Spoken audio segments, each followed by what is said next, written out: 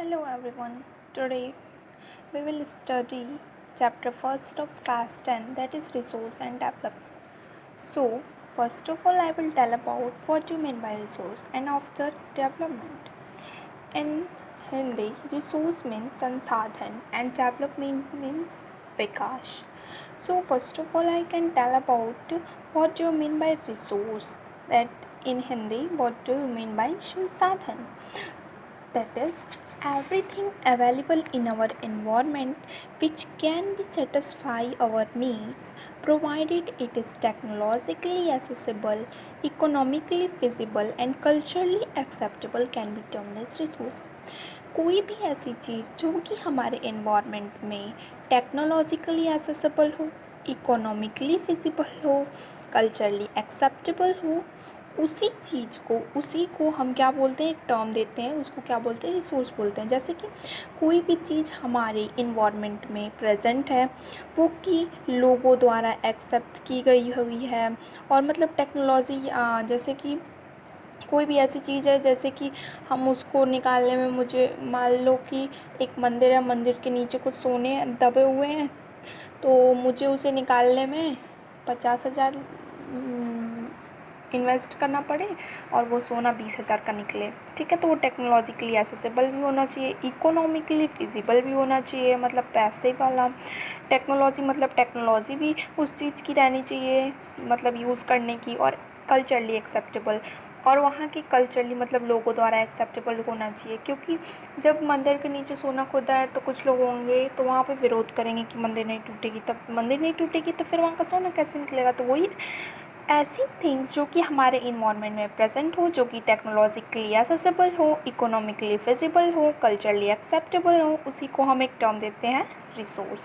Okay, so its definition is very easy, that is everything available in our environment which can be used to satisfy our need provided it is technologically accessible, economically feasible and culturally acceptable can be termed as resource. So here we study about different type of resource that present in our environment. Here we see the process of transformation of thing available in our environment involve an interactive relationship between nature's technological institution. Human means interact with nature through technology and create institution to accelerate their economic development. जो human being है वो nature में technology के through अपने institution को create करता है और इकोनॉमिक डेवलपमेंट करता है. Do you think that resource are free gift of nature? क्या आप सोचते हैं कि जो ये रिसोर्स है वो फ्री गिफ्ट ऑफ नेचर है? No, it's not free gift of nature. Okay, तो so resource are a function of human activities. Resource क्या है? एक फंक्शन है और ह्यूमन एक्टिविटीज़ का. Human beings themselves are essential component of a resource. Human beings है वो एक रिसोर्स का बहुत ही इसेंशियल, मतलब बहुत ही महत्वपूर्ण भाग है. They transform material available in our environment. वो एक मटेरियल को ट्रांसफॉर्म करता है हमारे इन्वायरमेंट में.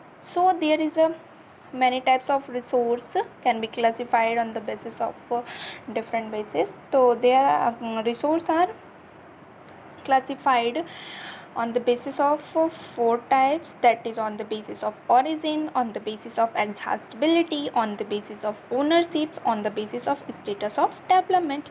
Here we see resource are divided into many types of those. So resource, natural, human resource. Natural resource में renewable resource, non renewable resource. Renewable resource that is continuous or flow wind, biological, natural, wildlife, and non renewable, recyclable, non recyclable, human in structure, quantity and quality. So first of all I will read about on the basis of origin what do you mean by resource.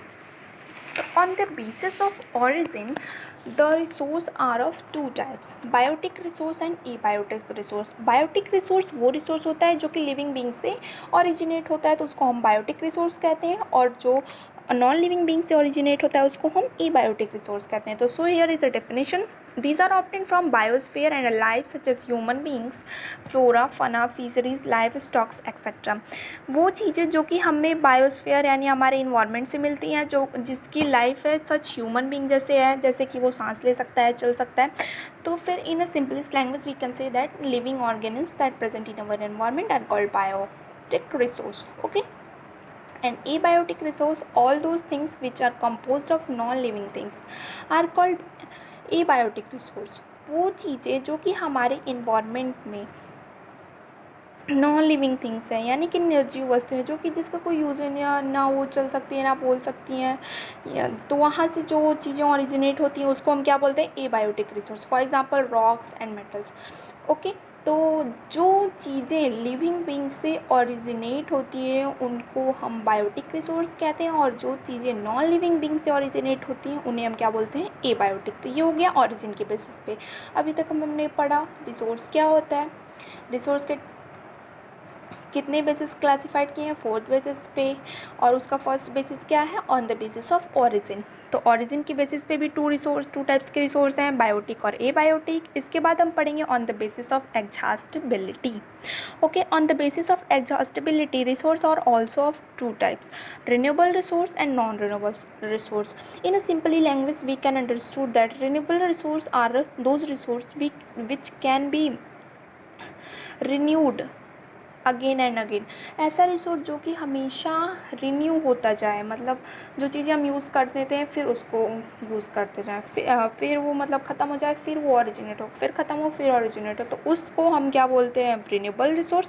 और जो चीज़ें these occur over a very geological time, जो कि again and again renewed नहीं होती हैं कोई भी फिजिकल और मैकेनिकल प्रोसेस के द्वारा, तो उसको हम क्या बोलते हैं, non renewable resource. Here we can see that renewable resource, the resources which can be renewed और रिप्रोड्यूस बाय फिजिकल और mechanical process are known as renewable और रिप्लेनिशेबल रिसोर्स।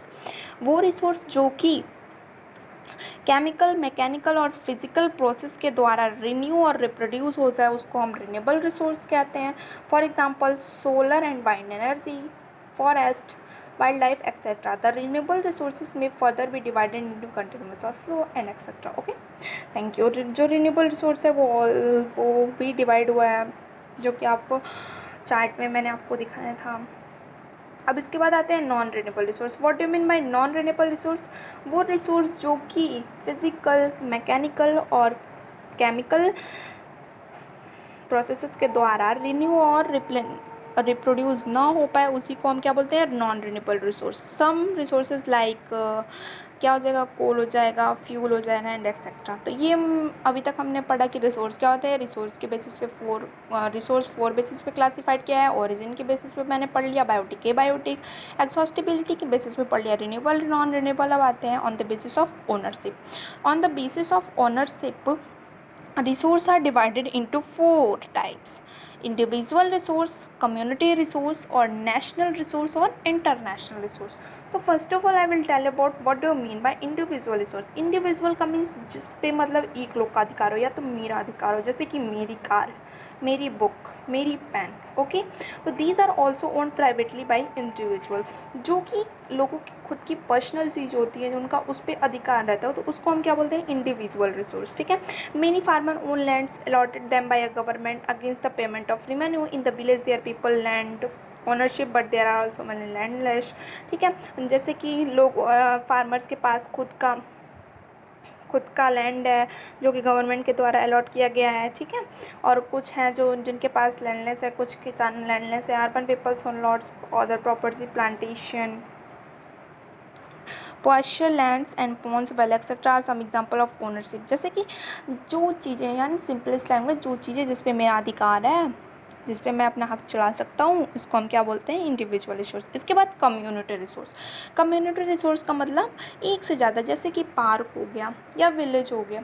तो कम्युनिटी रिसोर्स मतलब कम्युनिटी, मतलब एक कम्युनिटी का है, यानी कि एक पार्क हो गया, पार्क में आप भी जा सकते हो, आपके पड़ोसन भी जा सकते हैं, और लोग भी आपके एरिया के आ सकते हैं, या तो विलेज का कॉमन नेम होता है। ठीक है, तो और फिर यहाँ पे कुछ एग्जांपल दिए हुए, public park, picnic spots, playground in urban areas, फिर एंड एक्सेट्रा एक्सेट्रा।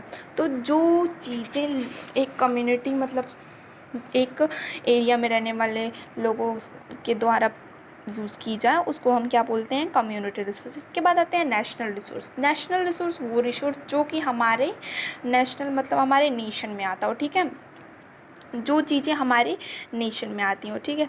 तो यहाँ से हम पता है technically all the resource belong to the nation. जो चीज़ें हमारे नेशन से बिलोंग करती हैं वो क्या नेशनल रिसोर्स है। The country has a legal power to acquire even a private property public goods.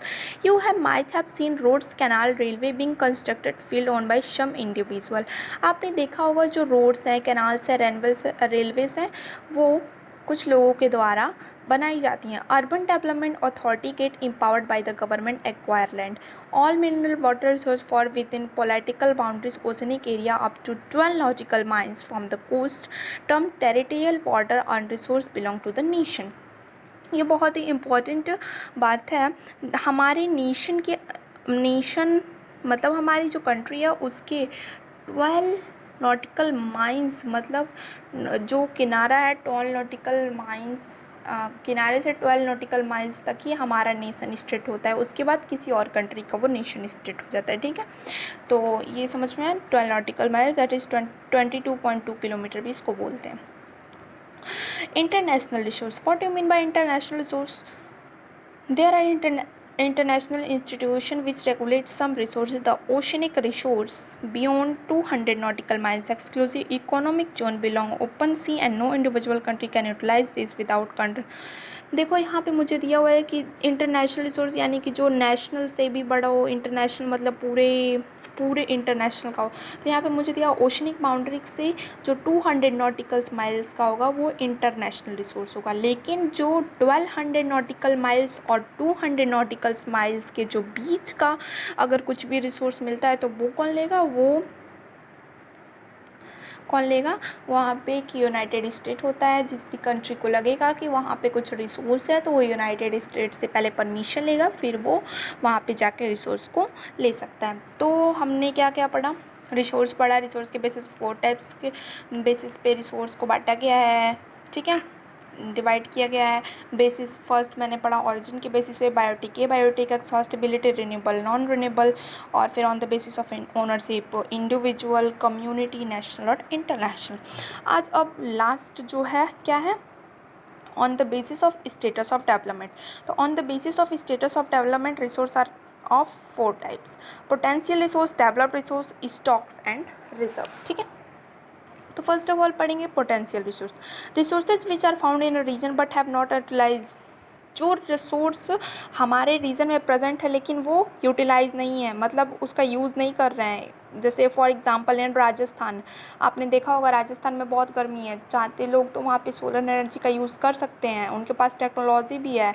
मतलब जो लोगों के पास टेक्नोलॉजी है, रिसोर्स भी है, लेकिन वो यूज़ नहीं कर रहे हैं, उसको पोटेंशियल रिसोर्स कहते हैं। इसके बाद developed resource, resources which are surveyed in the quality and quantity have been determined for utilization. The development of resource depends on the technological and level of feasibility. Resources which surveyed in their quality, और जो resource जो कि सर्वे किए गए हैं quality और quantity पे, ठीक है, और डिटरमाइन किए जा रहे हैं फॉर यूटिलाइजेशन के लिए, ठीक है। तो development of resource depend on technology. तो डेवलपमेंट ऑफ रिसोर्स है वो टेक्नोलॉजी पे निर्भर करता है। तो अगर हमारे पास टेक्नोलॉजी होगी तो हम अपने रिसोर्स को क्या कर सकते हैं, डेवलप कर सकते हैं। इसके बाद आता है stock. What do mean by stock, material in the environment which have potential to satisfy human need but human beings do not appropriate technology to. जो मटेरियल हमारे इन्वायरमेंट में प्रेजेंट है बट ह्यूमन बींग के पास ऐसी technology नहीं है जिसको कि वो मतलब यूज़ करें। जैसे फॉर एग्जांपल जो हाइड्रोजन है और नाइट्रोजन गैस है, hydrogen and oxygen gases, 2 gases हैं। Hydrogen can be rich source of energy, hydrogen क्या है, एक रिच सोर्स है एनर्जी का। But we do advance technology now how to use for this purpose, लेकिन मेरे पास टेक्नोलॉजी नहीं है हाइड्रोजन गैस को यूज़ करने की। अब लास्ट आता है reserve. What do mean by reserve, तो reserve are the subset of stock which can be put into use with the help of existing technically know how but their use not been started। Reserve का मतलब reserve, जैसे कि आजकल कुछ हमारी government ने कुछ पार्क को रिज़र्व कर दिया, यानी कि उसमें कोई जा नहीं सकता, उसमें के एनिमल्स को कोई मार नहीं सकता, यानी कि वो हमारे आने वाले जनरेशन के लिए रिज़र्व किया गया हुआ है, ठीक है। This can be use to meeting for future requirement, वो हमारे फ्यूचर रिक्वायरमेंट मतलब हमारे आने वाले फ्यूचर भविष्य के बारे में उसको सोच करके एक फॉरेस्ट को रिजर्व किया गया है। Rivers water can be used for generating hydro electric power but presently it can be utilize by only limited extent. जो रिवर से जो हाइड्रो इलेक्ट्रिक पावर से जो इलेक्ट्रिक बनती है वो भी अभी लिमिटेड एक्सटेंट में है। थल the water in the dams forest etcetera in reserves which can be used in future. और जो डैम्स हैं, डैम्स लगे हुए हैं, जैसे कि डैम्स रिजर्व किए गए हैं फॉरेस्ट को, फिर जो कि हमारे आने वाले फ्यूचर में काम आएंगे, फ्यूचर जनरेशन में काम आएंगे। That's all, thank you, have a good day, and next video we will study about development of resource.